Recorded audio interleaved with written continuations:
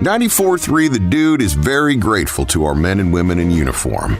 We're proud to recognize local members of our military by turning the spotlight on them right now in our Soldier Salute. Today we have David Erskine with us. He's a sergeant with the South Carolina National Guard. Sergeant, how long have you been in the military? And tell us maybe a bit about your service. I guess the total years of service, I've been in the military for 15 years. I started out in the South Carolina Air National Guard as a cardiopulmonary technician. Went from there to Texas Air National Guard, stayed a cardiopulmonary technician there. And that's where I met my wife, was out in Texas. And then I moved the whole family back here and joined the South Carolina Army National Guard. Right. That's where I became a broadcast journalist. And then I did a year stint in the Air Reserve as a airport services. I worked in cargo down there and have moved back to the Army National Guard since then. So I've got a wealth of knowledge of different branches and different jobs and how they work. So it's been good. Having the opportunity to move around like that is something I've actually enjoyed, which I think is pretty unique as far as a job goes. I've been able to move around. You know,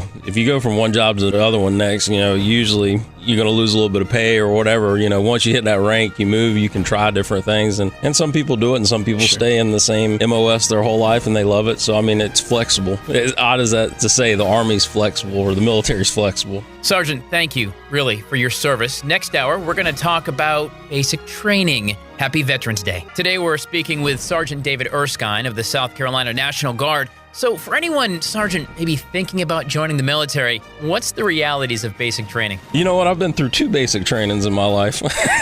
I went through Air Force Basic when I first joined, and then I had to go back through Army Basic at 34 years old. So oh, my goodness. Just 3 years ago or so, I went back through Army Basic. Which, Did you go through Fort Jackson? No, I went through Fort Benning, actually, home of the infantry. It was exciting. I mean, it wasn't as bad. You know, I basic training's a lot like pregnancy for women, you know? Like, they get done being pregnant, like, oh, it wasn't that bad. The husband's in the corner crying. Basic training's kind of the same way. You get done, you're like, oh, it's too easy. It's too easy. We ran right through it. And your family's staring at you like, really?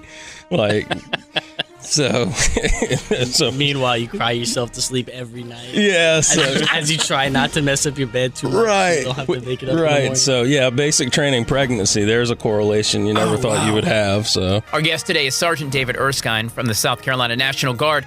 Also here in the studio is his family. Sergeant, how important is the support of a family to a soldier? Ultimately, the support you get at home is everything. Like you don't get to do this job unless your family supports you, and if they don't, it makes it a lot harder. Mm-hmm. And it's not just my family that's in the room with me right now, but it's everybody in my family. You know, like this ripples all the way out to my mother-in-law, my mom, my dad, you know, my stepdad, you know, everybody, especially with the older 2 being in the Guard also, and then my wife being a nurse. If we all get scattered at one point in time, like everybody else in my family has to step up, whether it's take care of, you know, little or whatever. So it's a full team effort, you know, and without that, it makes the career a lot harder. I know there's people out there that go through it and, you know, deal with it or whatnot, but, you know, for the most part, military families are supportive of the military member, because if not, it really does make it 1,000 times harder to do. So having their backing and knowing that I can walk out of the house and it's not going to fall down to the base, especially when you're talking about something like a hometown natural disaster. You know, you're walking out and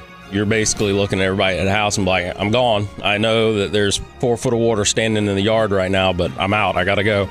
So having a good team network at home helps greatly. Sergeant, thank you so much for your service and sharing your story, and of course, allowing your family to come share their pride in your service. And we do appreciate what you do for this country. Happy Veterans Day. Thanks for joining us in our Soldier Salute.